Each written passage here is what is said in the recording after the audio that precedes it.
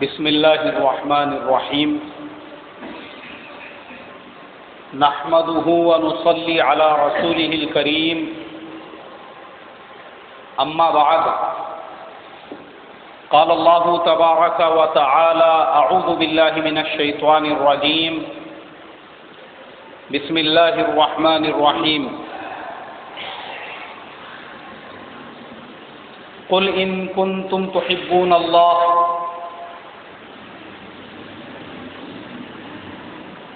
وقال تعالى اعوذ بالله من الشيطان الرجيم قل ان كان آباؤكم وابناؤكم واخوانكم وازواجكم وعشيرتكم واموال اقترفتموها وتجارة تخشون كسادها ومساكن ترضونها احب اليكم من الله ورسوله وجهاد في سبيله فتربصوا حتى يأتي الله بأمره والله لا يهدي القوم الفاسقين صدق اللہ العظیم۔ محترم بھائیوں، بزرگوں، دوستو، ہمارے ملک ہندوستان کے اندر چند روز پہلے ہمارے پیارے آقا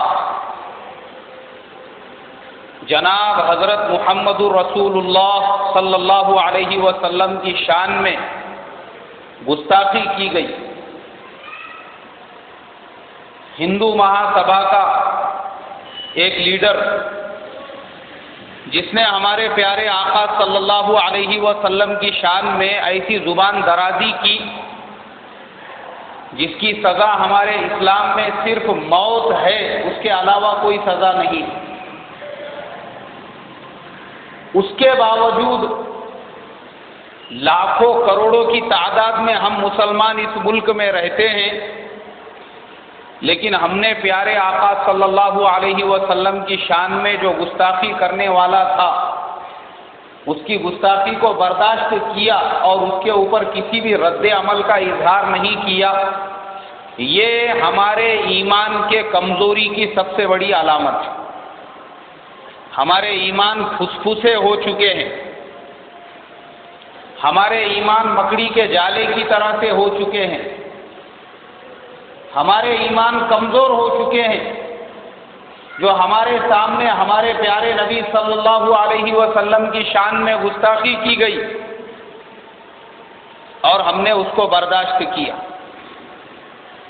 آج ہم لوگ عاشق رسول ہونے کا دعویٰ کرتے ہیں، غلام مصطفیٰ ہونے کا دعویٰ کرتے ہیں، نبی کے ناموس پر، نبی کی ذات پر لاکھوں جانیں قربان کرنے کا دعویٰ کرتے ہیں۔ یہ صرف ہمارا نفاق ہے، یہ ہماری منافقت ہے، یہ صرف ہمارا زبانی جمع خرچ ہے، یہ صرف ہماری زبانوں تک ہے۔ ہمارے دلوں میں زندگی کی محبت بیٹھی ہوئی ہے، ہمارے دلوں میں جان کی محبت بیٹھی ہوئی ہے، مال کی محبت بیٹھی ہوئی ہے۔ جو آیت میں نے قرآن پاک کی ابھی تلاوت کی، جس کے اندر اللہ تبارک و تعالی نے اپنے پیارے آقا اور اپنے پیارے نبی جناب حضرت محمد الرسول اللہ صلی اللہ علیہ وسلم کو حکم دیا اور کہا کہ اے نبی، لوگوں کو یہ فرما دو اور بول دو کہ اگر تمہارے دلوں میں تمہارے باپ داداؤں کی محبت، تمہارے اولاد کی محبت، تمہارے بیویوں کی محبت، تمہارے قبیلے اور خاندان کی محبت، تمہارے مال و دولت جائیداد کی محبت، تمہارے کاروبار کی دکانوں کی محبت، تمہارے محلوں اور بنگلوں کی محبت اللہ اور اس کے رسول کی محبت سے زیادہ ہوگی اور اللہ کے راستے میں نکل کر لڑنے سے زیادہ ہوں گی، تو پھر انتظار کرو اللہ تبارک و تعالیٰ کے عذاب کے آنے کا۔ پھر اللہ کا عذاب آئے گا تمہارے اوپر، اور اللہ تبارک و تعالیٰ فاسقین کو، نافرمانوں کو بالکل پسند نہیں فرماتا۔ آج اس ملک میں، ہندوستان میں جو مسلمانوں پر عذاب آیا ہوا ہے، مسلمانوں کو جانوروں سے بھی زیادہ جو ذلیل سمجھا جا رہا ہے کہ ہمارے لیڈر بیان دے رہے ہیں، اس ملک میں مسلمان سے بھی زیادہ اگر کوئی سیکیولر ہے تو وہ گائے ہے۔ ایک لیڈر نے اپنے بیان میں کہا کہ مسلمانوں سے بھی زیادہ اگر اس ملک میں عزت والا کوئی ہے تو وہ گائے ہے، اس سے بھی زیادہ ذلیل اور گری ہوئی حیثیت کسی کی ہے وہ مسلمانوں کی ہے۔ کیوں اس نے ایسا بیان دیا؟ اس نے ایسا بیان اس لیے دیا کیونکہ آج ہماری حالت ویسی ہو چکی ہے، اور اس کی وجہ صرف یہ ہے، ہمارے دلوں میں جان کی محبت ہے، مال کی محبت ہے، کاروبار کی محبت ہے، بیوی بال بچوں کی محبت ہے، مال و دولت کی محبت ہے، اپنے بنگلے حویلیوں کی محبت ہے۔ اللہ اور اس کے رسول سے زیادہ ان چیزوں کی محبت دل میں آ چکی ہے۔ یہ عذاب ہمارے آنکھوں کے سامنے ہے، اور خود اللہ کے نبی صلی اللہ علیہ وسلم نے اپنے حدیث میں فرمایا تھا، حضرت ماں عائشہ رضی اللہ تعالی عنہا کہتی ہے، ایک مرتبہ اللہ کے نبی صلی اللہ علیہ وسلم گھر پر تشریف لائے، چہرے کا رنگ دیکھ کر میں سمجھ گئی کہ کوئی خاص بات پیش آئی ہوگی۔ آپ صلی اللہ علیہ وسلم نے کسی سے کوئی بات چیت نہیں کی، وضو فرمایا اور مسجد میں تشریف لے گئے۔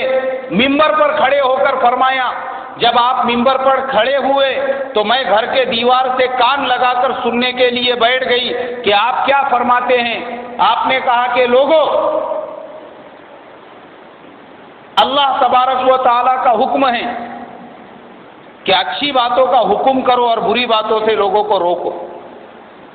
اگر تم ایسا نہیں کرو گے تو پھر تمہارے اوپر اللہ تبارک و تعالیٰ کا عذاب آئے گا، اور تم پر ایسے ظالم بادشاہ کو مسلط کر دیا جائے گا جو تمہارے بڑوں کی عزت نہیں کرے گا اور تمہارے چھوٹوں پر رحم نہیں کرے گا۔ یہ حدیث کے الفاظ ہیں۔ آج اللہ نے مسلمانوں پر جو ظالم بادشاہ کو مسلط کر دیا ہے، یہ ہمارے ایمان کے کمزوری کی سب سے بڑی نشانی ہے کہ ایمان اور حب رسول اور عشق رسول کا دعویٰ ہمارے زبان کے نوک پر ہے، دل کے اندر پوری کی پوری دنیا بیٹھی ہوئی ہے۔ میں آپ کو بتاتا ہوں، سچے عاشق رسول کون تھے؟ جن کے رگ رگ میں عشق رسول بیٹھا ہوا تھا، جن کو اللہ کے نبی صلی اللہ علیہ وسلم سے ایسا عشق تھا، ایسی محبت تھی کہ اللہ کے پیارے نبی صلی اللہ علیہ وسلم کے ایک بھی ناراضگی کو جو گوارا نہیں کر سکتے تھے۔ آپ کے چہرے کے اوپر ایک بھی اگر بل آ جاتا تو بے چین ہو جاتے۔ آپ صلی اللہ علیہ وسلم کو راحت اور سکون پہنچانے کے لیے جو اپنے آپ کو زمین پر بچھا دیتے تھے۔ میں آپ کو بتاتا ہوں، ارے سچے عاشق رسول تو وہ صحابہ اکرام تھے، ہم تمام تو خالی دعویٰ کرنے والے ہیں بس۔ حضرت ابو بکر صدیق رضی اللہ تعالیٰ عنہ سب سے بڑے عاشق رسول، اللہ کے نبی صلی اللہ علیہ وسلم کو نبوت ملی اور آپ نے جیسے ہی دعوت کا کام کیا، بغیر سوچے سمجھے، بغیر کسی انکوائری اور تحقیق کے اپنا ہاتھ آگے بڑھایا اور مسلمان بن گئے۔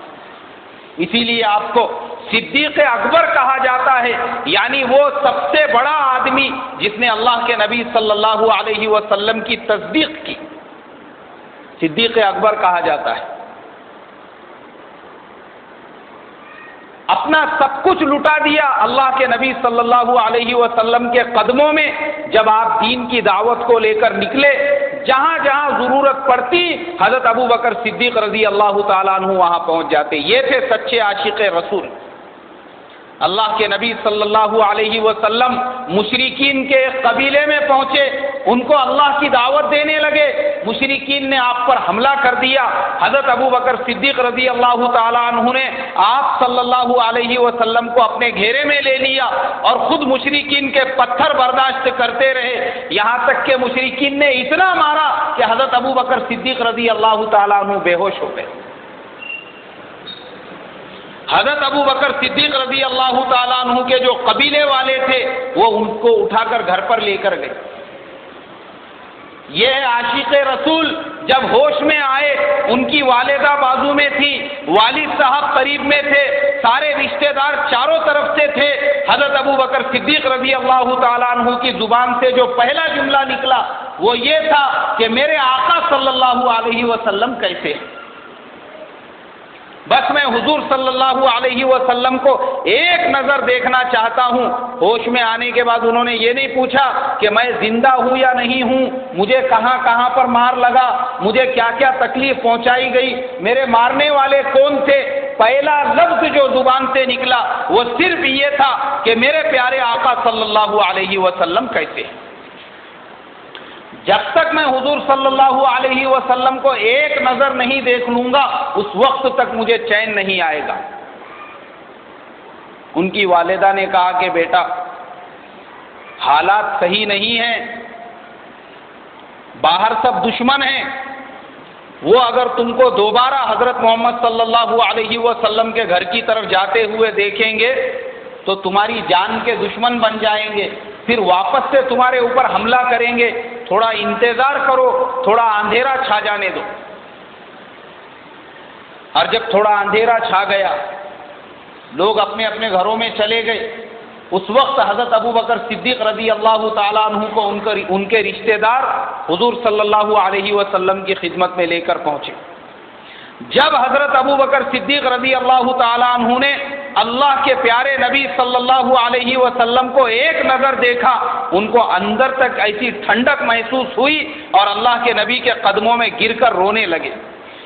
یہ تھے سچے عاشق رسول، اسے کہتے ہیں عشق رسول۔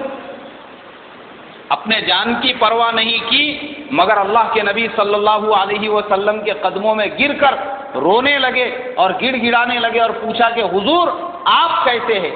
آپ یہ چھوڑ دو کہ میں کیسا ہوں، آپ کیسے ہیں؟ آپ کو تو کہیں مار نہیں لگا، آپ کو تو کہیں پتھر نہیں لگا، آپ کیسے؟ سارا مال حضور کے قدموں میں ڈال دیا۔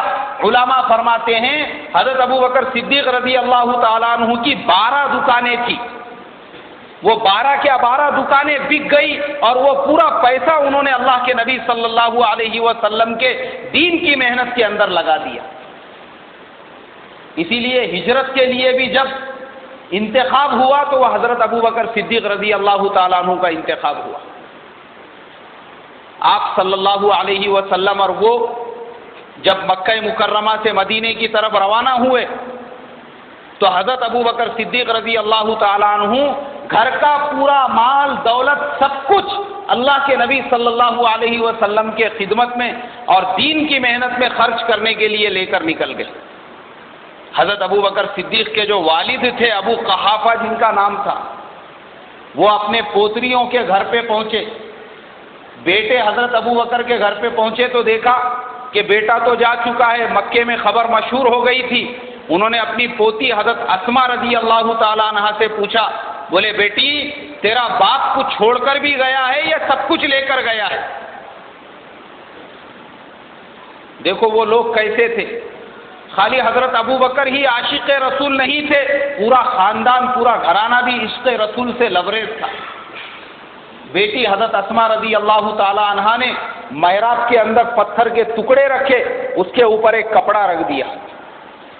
دادا حضرت ابو قحافہ نابینا تھے، دیکھ نہیں سکتے تھے، ان کو لے کر گئی، ان کا ہاتھ پکڑا اور اس محراب کے اندر رکھا۔ دادا نے جب انگلیوں سے دیکھا کہ کچھ رکھا ہوا ہے تو کہنے لگے کہ خدا کا شکر ہے وہ تم لوگوں کے لیے کچھ چھوڑ کر گیا، ورنہ میں یہ سوچ رہا تھا کہ وہ سب کچھ لے کر گیا ہے۔ اور حضرت اسماء رضی اللہ تعالیٰ عنہ فرماتی ہے خدا کی قسم ہمارے والد ایک وقت کا کھانا بھی نہیں چھوڑ کر گئے تھے۔ یہ تھے سچے عاشق رسول۔ اور وہ حضرت اسماء رضی اللہ تعالی عنہ جب اللہ کے نبی صلی اللہ علیہ وسلم کے ستو کے تھیلی کو باندھنے کے لیے رسی نہیں ملنے لگی تو انہوں نے اپنا صحبن نکال کر دے دیا۔ اللہ کے نبی صلی اللہ علیہ وسلم نے ان کو لقب دیا ذات النطاقین کا۔ اور وہ حضرت اسماء رضی اللہ تعالی عنہ دیکھو کیسا عشق رسول تھا، 3 دن تک حضرت ابو بکر صدیق اور حضور صلی اللہ علیہ وسلم غار ثور میں رہے اور یہ 3 دن تک کھانا پکا کر جو ہے ان لوگوں کو پہنچاتی رہی۔ یہ تھے سچے عاشق رسول. ہم تو صرف دعویٰ کرنے والے ہیں. اور پھر مکے سے جب مدینے میں داخل ہوئے، لوگ جب آئے ان کو دیکھنے کے لیے، حضرت ابوبکر صدیق رضی اللہ تعالیٰ عنہ نے حضور صلی اللہ علیہ وسلم کے سر پر کپڑے سے ایسا سایہ کیا تاکہ لوگوں کو یہ پتا چلے کہ خادم کون ہے اور مخدوم کون ہے. یہ تھے حضرت ابوبکر صدیق رضی اللہ تعالیٰ. جب کبھی بھی ضرورت پڑی اپنے آپ کو قربان کر دیا حضور صلی اللہ علیہ وسلم کے لیے. حضرت عمر فاروق رضی اللہ تعالیٰ عنہ فرماتے ہیں، میں ہمیشہ یہ سوچا کرتا تھا کہ میں ابو بکر سے نیک اعمال میں کب آگے نکل جاؤں گا. کمپٹیشن کیا کرتا تھا، ان کے ساتھ مقابلہ مسابقہ کیا کرتا تھا کہ میں ان سے آگے نکل جاؤں بول کے دین کے کاموں میں خرچ کرنے کے لیے. تو تبوک کا موقع آیا، اللہ کے پیارے نبی صلی اللہ علیہ وسلم نے اعلان کیا کہ تبوک کی طرف جانا ہے. آپ ہر غزوے میں اعلان نہیں کرتے تھے مگر خاص طور پہ اعلان کیا، اس لیے کہ دور کا سفر تھا. اور تبوک آج بھی جو ہے مدینے سے میرے خیال سے تقریباً 1300 سے 1350 کلومیٹر کے فاصلے پر ہے. سعودی عرب کا ایک دم آخری کونا ہے. وہ دور کا سفر تھا، آپ نے پہلے سے ہی اعلان کیا کہ تبوک میں جانا ہے. صحابہ اکرام جس کے پاس جو تھا انہوں نے لا کر اللہ کے نبی کی خدمت میں حاضر کر دیا. حضرت عمر فاروق رضی اللہ تعالیٰ عنہ نے کہا کہ یہ موقع ہے حضرت ابو بکر سے آگے بڑھنے کا. اس لیے انہوں نے اپنے گھر کی جتنی چیزیں تھیں وہ سب آدھا آدھا اللہ کے نبی کی خدمت میں لے کر آ گئے. یہاں تک کہ 2 جوتے تھے ان میں سے ایک اللہ کے نبی کی خدمت میں لے کر آ گئے غزوہ تبوک میں دینے کے لیے.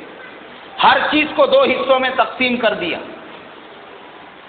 اللہ کے نبی صلی اللہ علیہ وسلم صحابہ سے پوچھنے لگے، تم کیا لے کر آئے، گھر والوں کے لیے کیا چھوڑا؟ حضرت عمر فاروق رضی اللہ تعالیٰ عنہ کا نمبر آیا. آپ نے پوچھا کہ عمر کیا لے کر آئے؟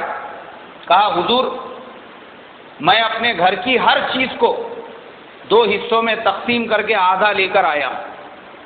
یہاں تک کہ اگر میرے پاس 2 جوڑی جوتے کے تھے ان میں سے ایک لے کر آیا. ہر چیز میں نے آدھی اللہ کے راستے میں دے دی.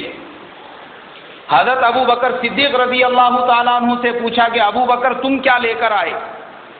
حضرت ابو بکر صدیق رضی اللہ تعالیٰ عنہ نے کہا کہ حضور میں اپنے گھر پہ جھاڑو مار کر جو کچھ بھی میرے گھر پہ تھا سب کچھ لے کر آیا ہوں. گھر والوں کے لیے کیا چھوڑا؟ تو کہا کہ گھر والوں کے لیے اللہ اور اس کے رسول کو چھوڑ کر آیا.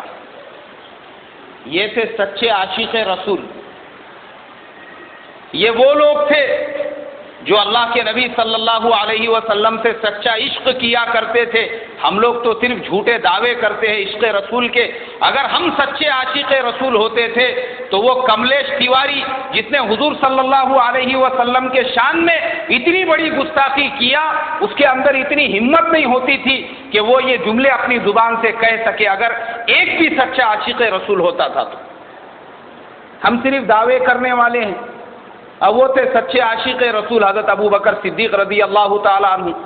حضرت عمر فاروق رضی اللہ تعالیٰ عنہ عشق رسول کا نمونہ تو انہوں نے پیش کیا کہ حضرت عمر فاروق رضی اللہ تعالیٰ عنہ ایسی قسم پرسی کی زندگی گزارا کرتے تھے، کرتے پہ 12 پیوند ہوتے تھے، حالانکہ پون دنیا کے بادشاہ تھے. صحابہ گئے مل کر ان کو سمجھانے کے لیے تو وہ گھر پر نہیں تھے. ان کی بیٹی تھی حضرت حفصہ جو میرے اور تمہارے آقا صلی اللہ علیہ وسلم کی زوجہ محترمہ تھی. ام المومنین حضرت حفصہ رضی اللہ تعالیٰ عنہا سے ملاقات ہو گئی. وہ پردے میں تھی. ان لوگوں نے باہر سے کہا کہ امی جان ہم آپ کے پاس اس لیے آئے ہیں تاکہ آپ اپنے والد حضرت عمر فاروق رضی اللہ تعالیٰ عنہ کو تھوڑا سمجھاؤ کہ وہ اپنے اوپر رحم کرے، کھانے پینے کے اندر تھوڑا سا نرم کھایا کرے، کپڑے پہننے کے معاملے میں تھوڑے اچھے کپڑے پہنا کرے. اس لیے کہ حضرت عمر کا کھانا ایسا تھا، ایک صحابی کہتے ہیں میں ایک مرتبہ کھانے کے وقت حضرت عمر کے گھر پر پہنچا، انہوں نے مجھے کھانے کے لیے بٹھا دیا. حضرت عمر کی جو روٹی تھی میں نے توڑا اور اس کو منہ میں ڈال کر چابا، لیکن بہت چابنے کے بعد میں بھی میں اس کو نگل نہیں سکا. تو میں نے حضرت عمر سے کہا کہ حضرت کیا آپ اس کو چھنی سے چھانتے نہیں ہیں؟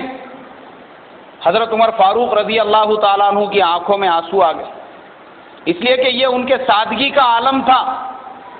پون دنیا کے خلیفہ ہونے کے باوجود ایسی روٹی وہ کھایا کرتے تھے کہ اس زمانے کے اندر تھوڑا سا جو ہے آٹے کو پھٹکار مار کر اس کے اوپر کے جو موٹے موٹے دانے ہیں وہ نکال دیتے تھے، باقی کی روٹی بنا لیا کرتے تھے۔ تو ایسی روٹی حضرت عمر کھاتے تھے۔ وہ صحابہ نے حضرت حفصہ رضی اللہ تعالیٰ عنہ سے کہا کہ ان سے کہو اپنے اوپر رحم کرے۔ حضرت عمر فاروق رضی اللہ تعالیٰ عنہ گھر پہ تشریف لائے۔ ام المومنین حضرت حفصہ رضی اللہ تعالیٰ عنہ نے کہا کہ ابا جان کچھ لوگ آئے تھے، وہ یہ کہنے لگے کہ تمہارے ابا کو سمجھاؤ جب ان کے پاس دور سے لوگ ملنے کے لیے آتے ہیں تو یہ تھوڑا کھانے پینے کا اہتمام کیا کرے، تھوڑا سا اچھا کھایا کرے، اچھے کپڑے پہنا کرے۔ حضرت عمر فاروق رضی اللہ تعالیٰ عنہ کی آنکھوں میں آنسو آ گئے اور کہا کہ حفصہ مجھے بتا، تو میرے پیارے آقا صلی اللہ علیہ وسلم کی بیوی تھی، میرے پیارے آقا صلی اللہ علیہ وسلم کا سب سے زیادہ لذیذ اور سب سے زیادہ پسندیدہ کھانا کون سا ہوتا تھا؟ حضرت حفصہ رضی اللہ تعالیٰ عنہ نے کہا کہ ابا جان، حضور پاک صلی اللہ علیہ وسلم کے گھر پہ تو 2 مہینے کے فاقے ہوا کرتے تھے، کہیں سے جو کھانے کے لیے آتا تھا آپ صلی اللہ علیہ وسلم کھا لیتے تھے، لیکن اگر کبھی روٹی کو ہم لوگ گھی کے ڈبے پہ ایسا مل کر آپ کو دے دیتے تو آپ صلی اللہ علیہ وسلم بہت شوق سے اس کو تناول فرمایا کرتے تھے۔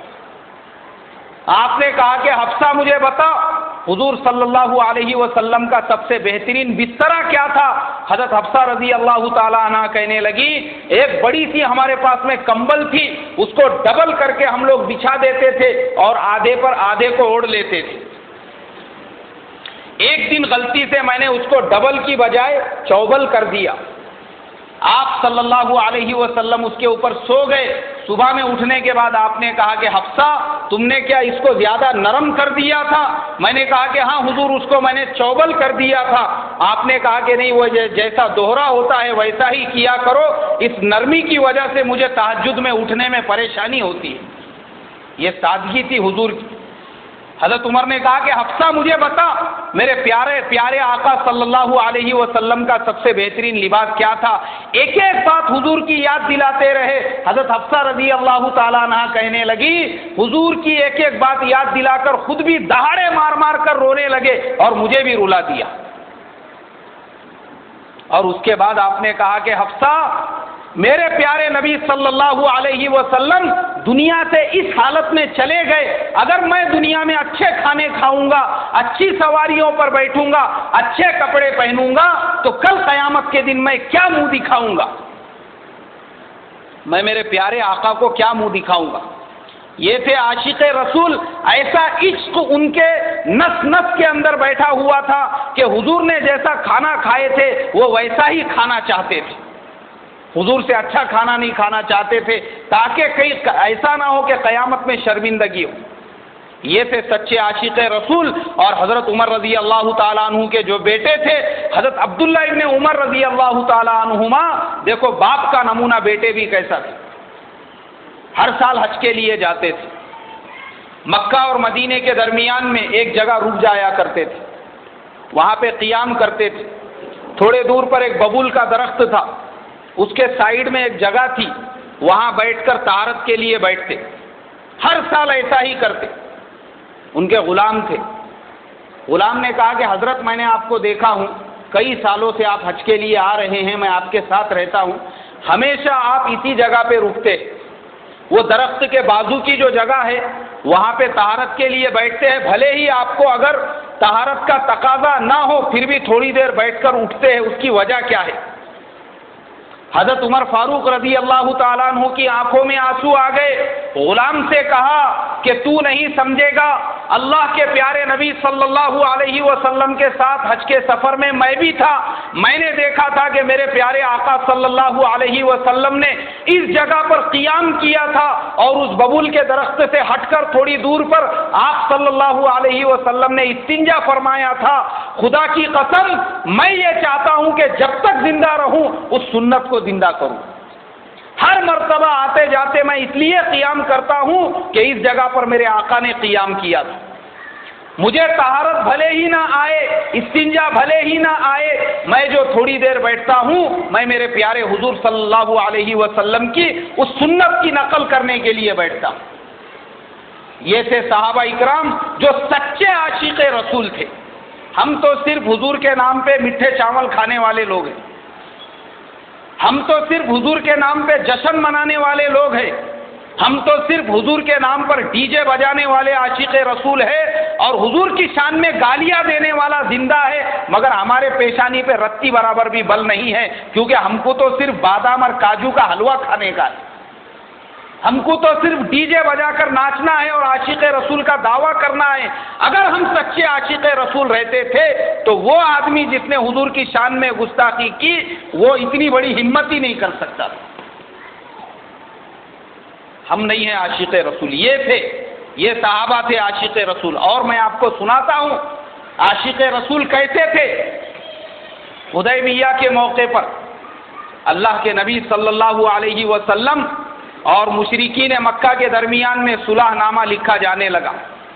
کچھ لوگ ادھر سے آنے لگے، کچھ لوگ ادھر سے جانے لگے، آنا جانا چالو تھا دونوں طرف سے.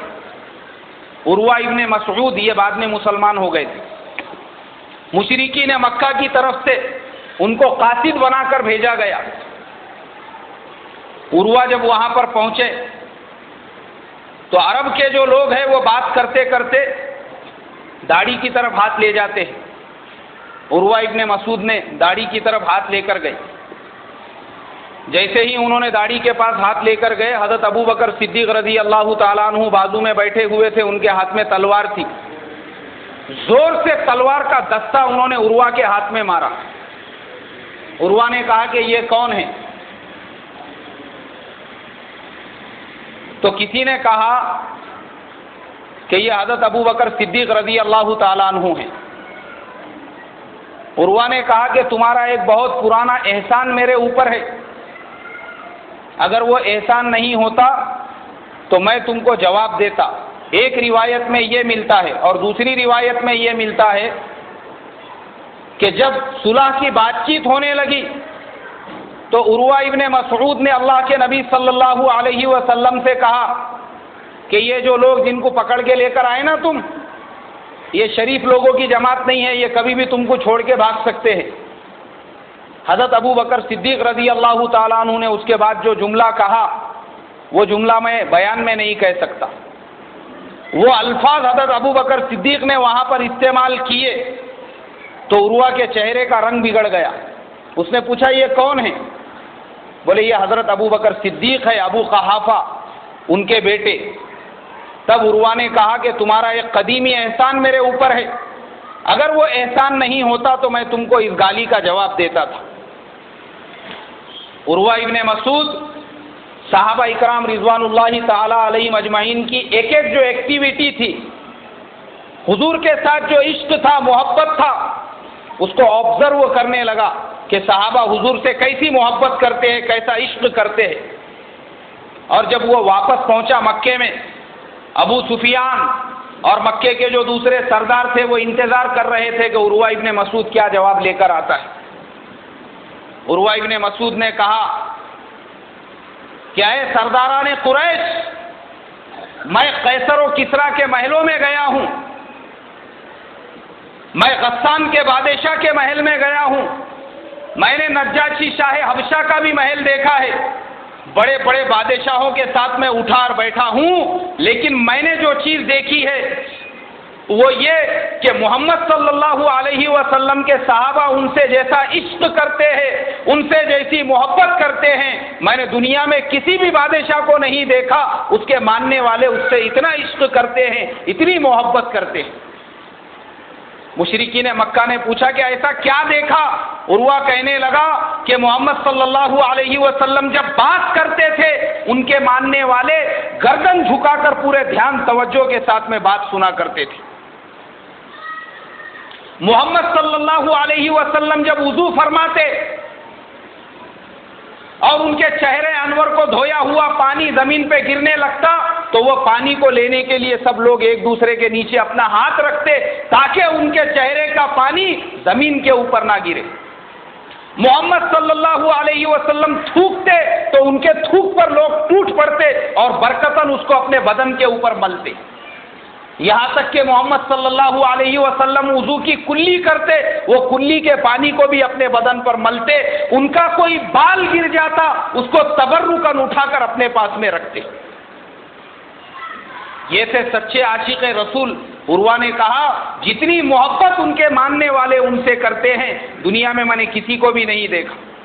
اور یہ کیا ہے؟ عشق رسول تو یہ تھا، اللہ کے نبی صلی اللہ علیہ وسلم احد کے موقع پر تیر آ رہے ہیں اور ایک صحابی رسول بیچ میں آ گئے، اپنا ہاتھ لایا، یہاں تک کہ ان کا جو ہاتھ تھا وہ ناکارہ بن گیا، کام کرنے کے لائق رہا نہیں۔ پتھر مارے گئے آپ کے اوپر۔ حضرت ابو عبیدہ ابن الجراح رضی اللہ تعالیٰ عنہ نے اپنے بدن کو بیچ میں لا کر وہ پتھر اپنے چہرے پر کھائے، جس کی وجہ سے ان کے دانت شہید ہو گئے، ان کے چہرے پر پتھر لگے، بدن پر پتھر لگے، مگر حضرت ابو عبیدہ ابن الجراح رضی اللہ تعالیٰ عنہ وہاں سے ہٹے نہیں۔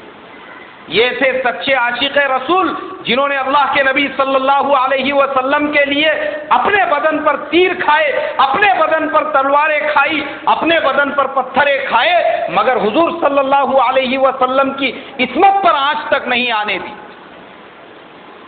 اللہ کے نبی صلی اللہ علیہ وسلم کا وصال ہو گیا۔ ایک عورت آئی حضرت علی کرم اللہ وجہہ کے پاس اور کہنے لگی میں حضرت محمد صلی اللہ علیہ وسلم سے ملنا چاہتی ہوں، ان کو دیکھنا چاہتی ہوں۔ حضرت علی کرم اللہ وجہہ نے کہا تمہارے لیے بری خبر یہ ہے وہ اب اس دنیا میں نہیں رہے، ان کا وصال ہو چکا ہے۔ اس عورت نے کہا کہ ٹھیک ہے مجھے دور سے ان کی قبر ہی بتا دو۔ حضرت علی کرم اللہ وجہہ نے اللہ کے نبی صلی اللہ علیہ وسلم کا روضہ اشارے سے بتایا کہ وہاں پہ ان کا روضہ ہے۔ اس عورت کی نظر آپ کے روضے پر پڑی، چیخ مار کر زمین پر گر گئی اور وہیں پر اس کے جسم سے اس کی روح پرواز ہو گئی۔ یہ تھے عاشق رسول۔ اللہ کے نبی صلی اللہ علیہ وسلم کے وصال کی خبر پہنچی مدینہ اور اس کے باہر میں ایک صحابی بکریاں چرا رہے تھے۔ ان کو جب یہ خبر ملی انہوں نے دونوں ہاتھ آسمان کی طرف اٹھائے اور کہا کہ اے اللہ اگر یہ خبر سچ ہے کہ تیرے پیارے نبی صلی اللہ علیہ وسلم اس دنیا میں نہیں ہے تو میرے ان دونوں آنکھوں کی روشنی چھین لے، اس لیے کہ جن آنکھوں سے میں تیرے آقا کو نہیں دیکھ سکتا، تیرے نبی کو نہیں دیکھ سکتا، تیرے رسول کو نہیں دیکھ سکتا، اب ان آنکھوں کا کوئی فائدہ نہیں۔ اور لوگ بھی کیسے تھے، انہوں نے ہاتھ اٹھا کر ابھی اپنے چہرے پر نہیں پھیرے اس سے پہلے ان کے آنکھوں کی روشنی چلی گئی۔ یہ تھے سچے عاشق رسول۔ ارے ہم تو صرف دعویٰ کرنے والے ہیں۔ حضرت عبداللہ ابن ام مکتوم رضی اللہ تعالیٰ عنہ نابینا تھے جن کو نظر نہیں آتا تھا اور حضور صلی اللہ علیہ وسلم کے نائب امام تھے۔ حضور جب بھی کہیں باہر تشریف لے جاتے حضرت عبداللہ ابن ام مکتوم رضی اللہ تعالیٰ عنہ وہ مسجد نبوی صلی اللہ علیہ وسلم میں نماز پڑھایا کرتے تھے۔ ایک دن عشاء کی نماز کے بعد حضور نے کہا کہ لوگوں، یہودیوں کا جو سردار ہے کعب ابن اشرف اس نے مجھے تکلیف پہنچائی ہے، اللہ کے نبی کو تکلیف پہنچائی ہے، وہ میری شان میں گستاخیاں کرتا ہے، کیا تم میں کوئی ایک ایسا مرد نہیں ہے جو اس کو ٹھکانے لگا سکے، اس کو جہنم میں پہنچا سکے؟ صحابہ اکرام میں جو بڑے بڑے طاقتور صحابہ تھے انہوں نے کہا کہ ٹھیک ہے اس مسئلے کے اوپر صبح مشورہ کریں گے اور اس کا کام تمام کر دیں گے۔ سب لوگ اپنے اپنے گھروں پہ چلے گئے۔ یہ اکیلے نابینا صحابی مسجد میں بیٹھے رہے، 2 رکعت نماز پڑھ کے اللہ سے کہا کہ اے اللہ، تیرے نبی کو تکلیف پہنچانے والا زندہ ہے، میں بھی کیسے زندہ رہوں؟ مجھے وہ طاقت دے، وہ ہمت دے کہ کعب ابن اشرف جس کے اندر 10 پہلوانوں کی طاقت تھی، میں اس کے سر کو اس کے تن سے جدا کر سکوں۔ یہ تھے عاشق رسول، یہ تھے عاشق رسول۔ ایک تو نظر نہیں آتا، اور جوش اور جذبہ دیکھو ان کا۔ اندھیری رات میں نکل گئے تلوار لے کر، کعب ابن اشرف کا گھر ڈھونڈتے ڈھونڈتے یہودیوں کے محلے میں پہنچ گئے تو دیکھا ایک جگہ پہ ناچ گانے کی آواز آ رہی ہے، سمجھ گئے کہ یہی کعب ابن اشرف کا گھر ہوگا، اس لیے کہ وہ سردار تھا۔ چھپ گئے دروازے کے بازو اندھیرے میں۔ محفل ختم ہوئی، لوگ باہر جانے لگے۔ جب سارے لوگ باہر نکل گئے، یہ اندھیرے میں اندر گھس گئے، اور گھسنے کے بعد اندھیرے کے اندر پتہ کرتے کرتے کعب ابن اشرف کے قریب پہنچے۔ اس سے پہلے کہ کعب ابن اشرف ہوش میں آتا، اس سے پہلے کہ وہ سمجھ پاتا میرے ساتھ کیا ہو رہا ہے، خدا کا نظام دیکھو، اللہ نے وہ طاقت اور وہ بصیرت بھی دی۔ حضرت عبداللہ ابن ام مکتوم رضی اللہ تعالیٰ عنہ پوری طاقت سے اس پر ایسا وار کیا، اس کے منڈی کو اس کے تن سے جدا کر دیا۔ اس کی بیوی ڈرتی ہوئی، چلاتی ہوئی، بھاگتی ہوئی گھر کے باہر نکل گئی، اور یہ اسی اندھیرے کے اندر واپس اپنے گھر پہ پہنچ گئے۔ کسی کو پتہ نہیں چلا، کسی کو خبر بھی نہیں کی کہ رات میں کیا ہوا۔ میرے تمہارے جیسا اگر کوئی ہوتا، وہ یہ سوچتا کہ چلو کم سے کم حضور کو جا کر میں بولوں تو مجھے شاباشی تو ملے گی کہ میں نے عشاء میں بولا تھا اور تم نے رات میں ہی کام تمام کر دیا، خاموشی میں اپنے گھر پہ جا کے سو گئے۔ ارے وہ تو اللہ کے نبی تھے، ان کو تو اللہ وحی کے ذریعے سے بتانے ہی والا تھا کہ رات میں کیا واقعہ پیش آیا، کسی کو بولنے کی ضرورت نہیں تھی۔ فجر کی نماز میں اللہ کے نبی صلی اللہ علیہ وسلم نے چہرہ کیا صحابہ کی طرف سے، اور چہرہ کر کے لوگوں سے کہا کہ لوگوں، تم میں عبداللہ ابن ام مکتوم کہاں پر ہے؟ وہ بیچارے کونے میں بیٹھے ہوئے تھے، نابینا تھے۔ لوگ سوچنے لگے کہ کمزور آدمی، نابینا آدمی جس کو خود دکھائی نہیں دیتا ہے، حضور صلی اللہ علیہ وسلم کو اس کی کیا ضرورت پڑی؟ آپ نے کہا کہ عبداللہ کھڑے ہو جاؤ، وہ کھڑے ہو گئے۔ حضور نے کہا کہ عبداللہ، رات والا تیرا جو عمل ہے اللہ تبارک و تعالیٰ کو اتنا پسند آیا، اس عمل کے بدلے میں اللہ تبارک و تعالیٰ نے تجھے جنت عطا فرما دی۔ صحابہ ایک دوسرے سے پوچھنے لگے کہ بھائی اس آدمی نے رات میں ایسا کیا کام کیا، کون سی عبادت کیا؟ تب اللہ کے نبی صلی اللہ علیہ وسلم نے کہا، میرے صحابہ، جس کعب ابن اشرف کو میں نے مارنے کے لیے عشاء میں کہا تھا، یہ عبداللہ ابن ام مکتوم نے رات میں ہی اس کا کام تمام کر دیا۔ اب جو بڑے بڑے صحابہ تھے وہ سوچنے لگے کہ ہم نے تو سوچا تھا دن نکلنے کے بعد اس کے بارے میں مشورہ کریں گے، انہوں نے تو رات میں ہی اس کو نمٹا دیا۔ یہ تھے سچے عاشق رسول، اور ہم صرف دعویٰ کرنے والے ہیں۔ ہمارے انہی دعووں کی وجہ سے آج کملیش تیواری کے جیسے لوگ پیدا ہو چکے ہیں جو ہمارے حضور کی شان میں گستاخیاں کر رہے ہیں۔ میں ہمارے ملک کے سسٹم سے، ہمارے ملک کے گرہ منتری اور پی ایم سے یہ کہنا چاہتا ہوں کہ یاد رکھو، تم نے گائے پر پابندی لگائی، ہم نے برداشت کیا۔ تم نے ہمارے بابری مسجد کو شہید کیا، ہم نے برداشت کیا۔ تم نے 2002 میں مسلمانوں کا قتل عام کیا، وہ بھی ہم نے برداشت کیا۔ تم نے ہمارے کھانے پینے پر پابندی لگائی، وہ بھی ہم نے برداشت کیا۔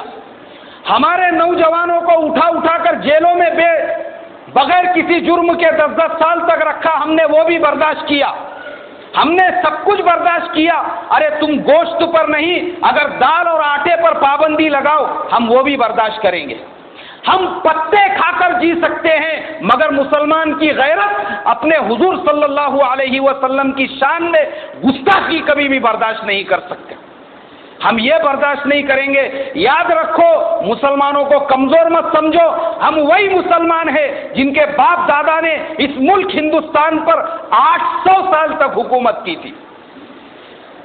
ہمارے باپ دادا وہی محمود غزنوی تھے جنہوں نے 7 مرتبہ سومناتھ کے مندر کی اینٹ سے اینٹ بجا دی تھی۔ ہمارے باپ دادا وہ شہاب الدین غوری تھے جنہوں نے پرتھوی راج چوہان کو پانی پت کے میدان کے اندر پانی پلا دیا تھا. وہ ہمارے باپ دادا ہیں. ہمارے وہ پرانے جذبات کو زندہ مت کرو ہمارے نبی کی شان میں گستاخیاں کر کے، ورنہ تم سوچ بھی نہیں سکے. تو مسلمانوں کے جذبات سے اگر کھیلوں گے، سب برداشت کر سکتا مسلمان، فاقے برداشت کر سکتا، پتے کھانا برداشت کر سکتا ہے، مگر نبی کی شان میں گستاخی نہیں برداشت کر سکتا. بولو برداشت کریں گے؟ نہیں برداشت کریں گے. ضرورت پڑنے پہ نبی کی عصمت کے لیے اپنی جان قربان کریں گے. بولو زور سے انشاءاللہ. ہاں، ہمارے جذبات ایسے ہونا چاہیے. ہمارے لیے ارے لوگ روڈوں پہ مر رہے ہیں، ایکسیڈنٹ میں مر رہے ہیں، دواخانوں کے پلنگوں پہ پڑے پڑے سڑ کے مر رہے ہیں. اگر ہماری جان نبی کی عصمت اور عفت کے لیے چلی جائے تو کوئی بڑی بات نہیں ہے. اللہ مجھے اور آپ کو عمل کی توفیق عطا فرمائے. جن کی سنتیں باقی ہے وہ پڑھ لے بھائی.